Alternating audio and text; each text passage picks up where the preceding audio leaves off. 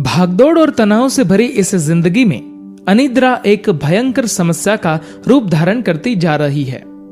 आधुनिक चिकित्सा विज्ञान में तो इसकी व्यापक चर्चा होती ही है। प्राचीन ग्रंथों में भी अनिद्रा को महारोग बताया जाता है। विदुर नीति में महाराज धृतराष्ट्र और विदुर के बीच हुए संवाद में इसके कारण और उपचार का उत्कृष्ट उदाहरण देखने को मिलता है। महाराज धृतराष्ट्र कहते हैं, हे विदुर, संजय लौट आया है। उसने मुझे फटकार लगाई है। कल वह भरी सभा में अजात शत्रु का संदेश देगा। मैं समझ नहीं पा रहा कि वह संदेश क्या होगा। इस चिंता के कारण मेरा तन जल रहा है। मुझे नींद नहीं आ रही है। मेरा तन जल रहा है और अनिद्रा की स्थिति उत्पन्न हो गई है। ये वाक्य चिंता और उससे उपजी अनिद्रा के उदाहरण के रूप में प्रासंगिक है। जब कभी हम चिंतित होते हैं तो शरीर जलने लगता है और हम सो नहीं पाते। विदुर कहते हैं, अनिद्रा उसी को सताती है जो चोर है, जिसके मन में लालच हो, जो धन संपत्ति खो चुका हो, जो जीवन में सफलता अर्जित न कर सका हो, या फिर उस निर्बल को जिसे किसी बलवान ने सताया हो। इस तरह विदुर ने अनिद्रा के 5 मूल कारण गिनवाए हैं। आज भी अनिद्रा के यही प्रमुख 5 कारण हैं। आयुर्वेद के अनुसार वात और पित्त बढ़ जाने से अनिद्रा की स्थिति आती है। वात पित्त मानसिक तनाव के कारण बढ़ता है।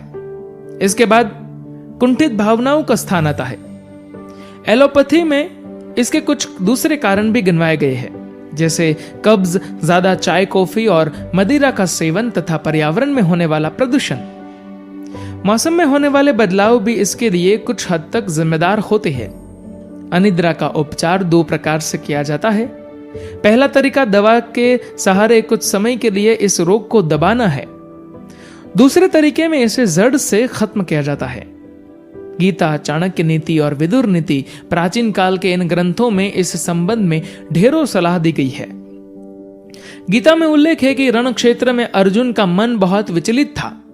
वह अपने संबंधियों के साथ युद्ध करने को लेकर संशय में था। वह समझ नहीं पा रहा था कि कैसे अपनों का वध करेगा।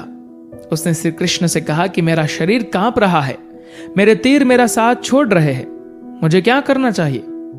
तब श्री कृष्ण ने उसके संशय को दूर किया। गीता के सिद्धांतों में परामर्श के ऐसे 18 सूत्र है जो हमारी जीवनचर्या में सुधार लाकर नींद की बीमारी का उपचार करते हैं। चाणक्य ने अपनी पुस्तक चाणक्य नीति में जीवनचर्या में सुधार के लिए संघर्ष को खत्म करने और दूसरों पर जीत हासिल करने के विभिन्न सूत्र दिए। विदुर के कुछ प्रमुख सूत्र इस प्रकार है कि उस स्थान पर नहीं रहना चाहिए जहां व्यक्ति का सम्मान न हो, जहां वह जीविका न चला सके, जहां उसका कोई मित्र न हो और जहां वह ज्ञान उपार्जन न कर सके। साथ ही उसे अपनी योजना को गुप्त रखना चाहिए और भीतर ही भीतर उसे मूर्त रूप देने की दिशा में उचित सलाह से कार्य करते रहना चाहिए। इसके अलावा इन बातों पर बार बार गौर करना चाहिए। उचित समय, सही मित्र, सही स्थान, आय का सही तरीका, उचित खर्च और उस व्यक्ति के बारे में जिसने आपको शक्तिमान बनाया है।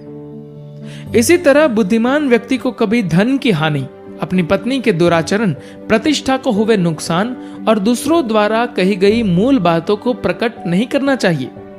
अनिद्रा दूर करने का एक तरीका ध्यान भी है।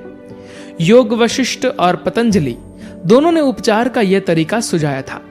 इनके द्वारा सुझाया गया योग सिद्धांत व्यक्ति को अपनी वर्तमान स्थिति पर ध्यान केंद्रित करने की सलाह देता है।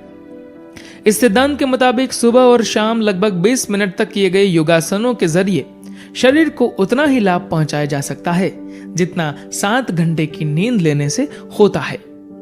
धन्यवाद।